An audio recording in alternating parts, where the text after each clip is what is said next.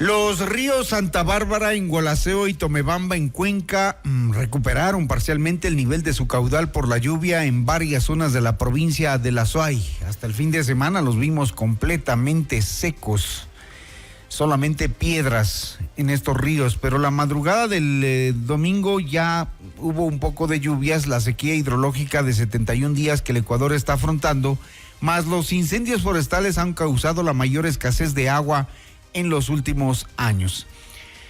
Contacto con el prefecto de Azuay, Juan Lloret. Señor prefecto, muy buenos días. Hernán Higuera le saluda. Hola Hernán, qué gusto saludarles. Muy buenos días, un abrazo a todos los radioescuchas de FM Mundo desde el Austro Ecuatoriano. Buen día, gracias por la invitación. Muchísimas gracias. Allá también nos escuchan a través de Antena 1, así que la ciudadanía azuaya también lo escucha. Vamos a hablar de cómo está la situación de la sequía. Todo el mundo decía, mira hacia el austro ecuatoriano cuando hay este tipo de problemas, ¿no? Ayer había un poco de enojo de parte de los cuencanos por la forma en cómo se trata a Cuenca, reclamo de los recursos, pero también ustedes están padeciendo los efectos de la sequía. ¿Cómo está la situación en el austro? Complicados por la ausencia de lluvias. Efectivamente son 74 días en los cuales se ha establecido una sequía durante 74 días. Si bien es cierto, el fin de semana hubo una lluvia, pero era una lluvia pequeña, digamos, para que se dé por concluida esa sequía, se necesita por lo menos una lluvia continua de por lo menos una semana, ¿no? Para poder recuperar inclusive los caudales de los ríos y también que aporte al embalse. Bueno, y preocupados sobre todo porque sentimos que hay un trato discriminatorio, digamos, a la provincia de La Suay, al austro ecuatoriano.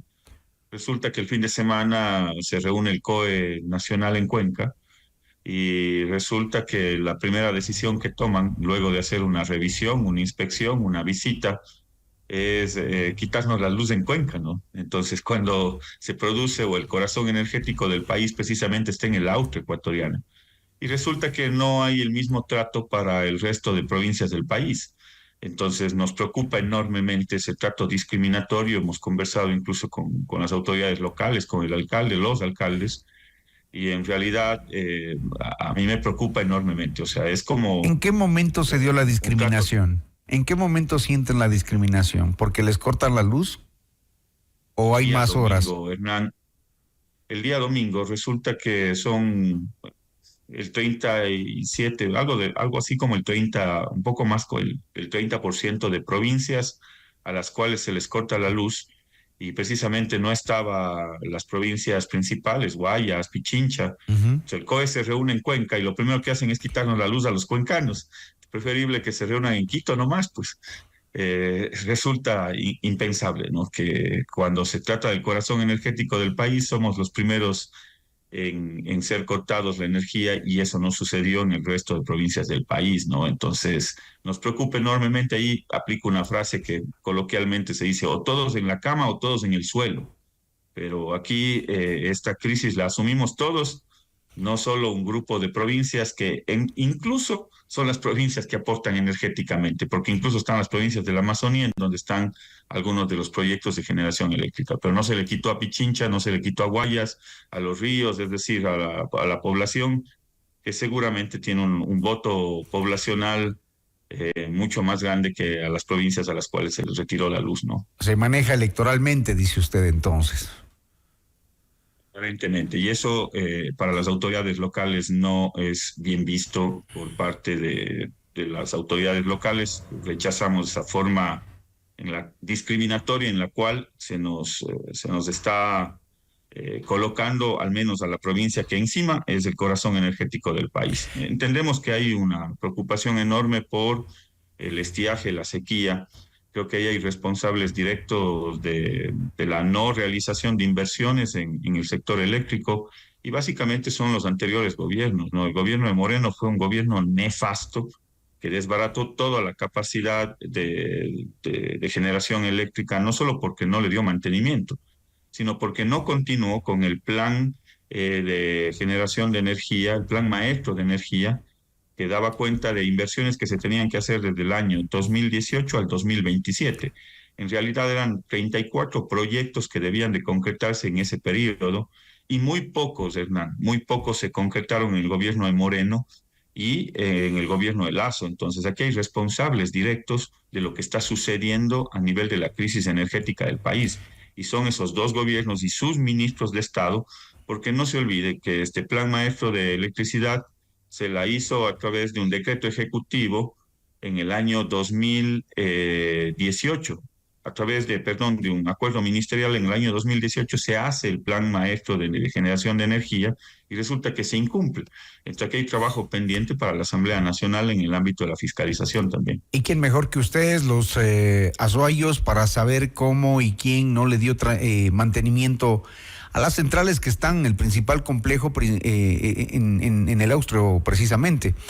Efectivamente hay que identificarlos, ¿no? Hay que identificarlos y señalarlos, porque estos apagones son responsables de ese aparato burocrático lento también, estancado, que camina con un tortuguismo impresionante y que no los hemos visto en los últimos años hacer lo que tenían que hacer. Ahora, en cuestiones del clima, también los incendios forestales les ha tocado a ustedes y quisiéramos saber qué pasa con las fuentes de agua que están en el parque, en el Cajas. La situación es muy compleja. La provincia de la Azuay está bendecida, digamos, siempre lo decimos así, por 4 ríos que forman parte de la cuenca hidrográfica del Paute y a su vez de la cuenca hidrográfica del río Santiago, ya en la Amazonía. Hay algunos aportantes dentro de esta zona que aportan importantemente hacia el ámbito hídrico, ¿no? Eh, las zonas altas, resulta que hemos tenido una serie de quemas, una serie de incendios, hay más de 4.000 hectáreas, Hernán, Wow. que han sido 4.600 hectáreas que han sido consumidas por el fuego. Es una cifra importante, sobre todo en algunas cuencas hidrográficas que dan también hacia el río León, hacia el río León y el río Jubones, sobre todo en los cantones de Nabón, de Oña, en el cual se ha perdido gran parte de la cobertura vegetal. Nos ha tocado activarnos como COE provincial, activar a los diferentes cuerpos de bomberos. Hubo un incendio que consumió cerca de 450 hectáreas, que tocó activar 6 cuerpos de bomberos y con todo el contingente que teníamos acá localmente, pasando por los tanqueros e inclusive maquinaria pesada de la prefectura, tuvo que entrar a abrir cortafuegos en medio del bosque, que era la única forma de poder controlar ese tipo de incendios. Entonces ahí hay un llamado también a la ciudadanía, un llamado a la conciencia. Estamos afrontando el cambio climático, Hernán. Es evidente, es lo que estamos viviendo hoy en día. Cuando alguien decía, se viene el cambio climático, se viene el cambio climático, lo amenazaban. Bueno, no, ya Lo veían llegó, muy lo lejos, estamos ¿no? viviendo. Lo veíamos muy lejos y nunca nadie hace nada. Hasta este momento no hay una política para contrarrestar los efectos del cambio climático. Seguimos hablando del cambio climático y no tenemos ni idea de qué hacer. Hernán, coincido 100% con su reflexión. ¿Y por qué es importante esta reflexión? Porque se necesita una serie de acciones, una serie de políticas públicas. Creo que necesitamos un Ministerio de Ambiente mucho más activo en términos de poder generar una serie de políticas públicas frente al cambio climático. El cambio climático no es más que periodos largos de estiaje como el que hoy estamos viviendo, son 74 días en el auto, pero también cuando llegue el invierno son precipitaciones en cuestión de minutos, de horas, de grandes cantidades de agua que son imposibles de poder evacuar por la topografía que tenemos actualmente. Entonces, por eso tenemos deslizamientos, por eso tenemos crecida de quebradas, por eso tenemos una serie de infraestructuras que corren el riesgo, ¿no? Entonces, nosotros lo que estamos haciendo como gobierno provincial de la Azuay es llevar adelante una serie de acciones políticas que pueden ser insuficientes frente a la magnitud de lo que significa el cambio climático. Por eso se necesita una actuación global importante a nivel no solo nacional, sino internacional. Hay acuerdos como el Acuerdo del París y otros acuerdos internacionales que marcan un pacto global frente al cambio climático. Pero en el caso del Ecuador se necesita una serie de planes, programas y proyectos y una serie de políticas públicas y nadie habla de estos temas. Es más, cuando nosotros tenemos sequía en el Austro ecuatoriano, están los reportajes todo el tiempo viendo si es que crecen los ríos, si es que en Cuenca llovió, si no llovió en Cuenca, pero termina la sequía y automáticamente se olvida. Todo el mundo. Y eso es lo doloroso, Sí. ¿no? Eso es lo lamentable, porque se acuerdan únicamente cuando hay crisis como las que hoy estamos viviendo, pero el resto del año nadie está sembrando medio árbol, Hernán. Nosotros llevamos un programa Y que es se en llama Un todas Millón de Árboles partes. por el Azuay, y tenemos Perfecto. sembradas 250.000 plantas en un año y medio, pero nadie más lo está haciendo. Y ahí yo apelo a la corresponsabilidad sobre todas las empresas de generación eléctrica, CELEG, el Austro y otras empresas de generación que tenemos en el Austro, pues, para poder recuperar esas zonas de recarga hídrica y poder reforestarlas, un gran programa de reforestación nacional.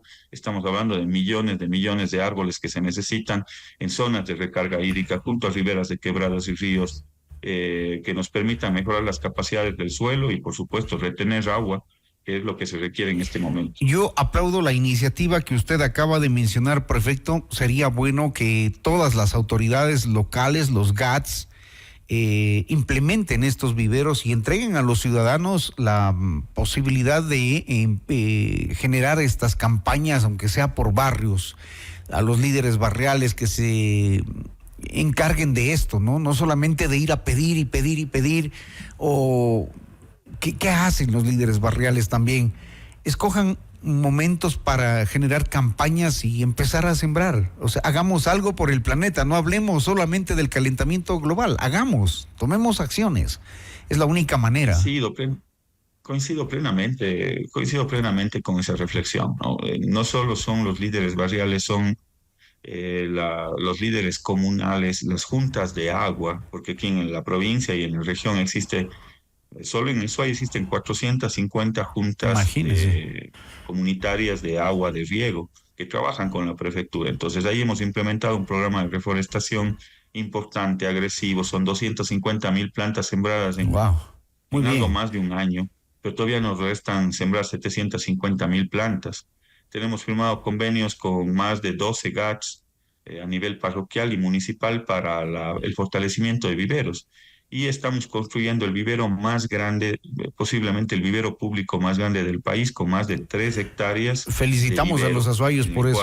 Prácticamente es una fábrica de plantas, ¿no? La que estamos construyendo en la prefectura, en el sector de Santa Isabel, justamente para hacerle frente al reto que significa reforestar, al reto que significa sembrar árboles, porque hay que entender que eso nos ayuda en 3 elementos que son vitales. El primero, la calidad de aire.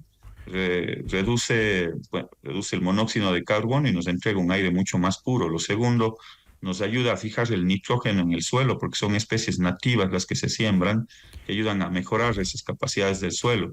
Y tercero, por supuesto, nos ayudan a retener agua, reforestando sobre todo las zonas de chaparro, bosques nativos, bosques andinos. Entonces creo que el llamado a las autoridades nacionales es a sumar estos esfuerzos que estamos haciendo a nivel local, que lo hacemos con recursos propios que son pequeñitos, son limitados. Se necesita. Pero imagínese usted lo que lograríamos. Se necesita. Que hacemos una gran cruzada nacional, por supuesto, estimado Hernán. Ahí queremos ver pues al Ministerio de Agricultura, al Ministerio de Ambiente, la Secretaría del Agua y todos esos organismos que no sabemos qué hacen, ¿no?